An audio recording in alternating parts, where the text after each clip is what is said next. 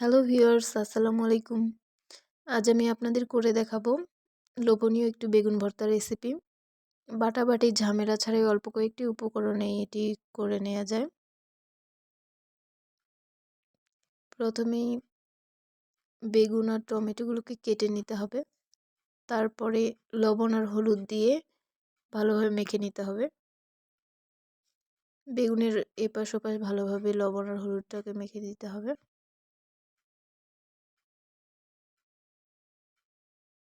এই ভর্তাটা এতটাই মজাদার হয় যে গরম ভাতের সাথে থাকলে অন্য কিছু আর লাগে না। এগুলো মাখানো শেষ। এবার চুলায় একটা কড়াই দিয়ে দিতে হবে। তারপর মিডিয়াম আঁচে সামান্য তেল দিয়ে বেগুনগুলো ভেজে নিতে হবে।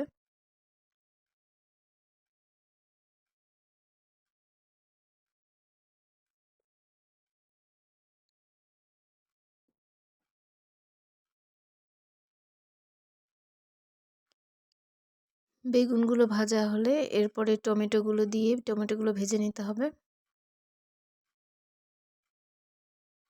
তারপরে রসুন আর কাঁচামরিচটাও ভেজে নিব।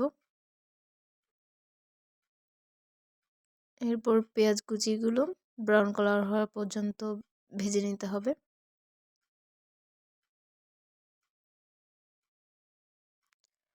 সব উপকরণগুলো ভাজা হয়ে গেলে এগুলোকে ভালোভাবে মেখে নিতে হবে।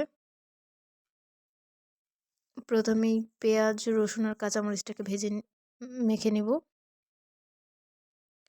এগুলো ভালোভাবে মাখা হয়ে গেলে তখন আমরা টমেটো আর বেগুনটা অ্যাড করে দিব।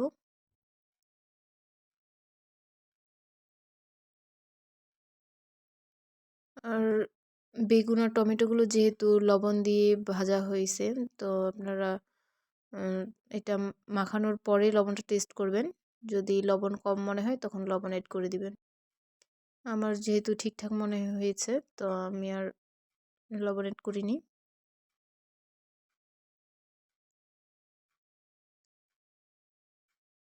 এগুলো ভালোভাবে মাখানো হয়ে গেলেই হয়ে যাবে আমাদের লোভনীয় ভর্তার রেসিপিটি।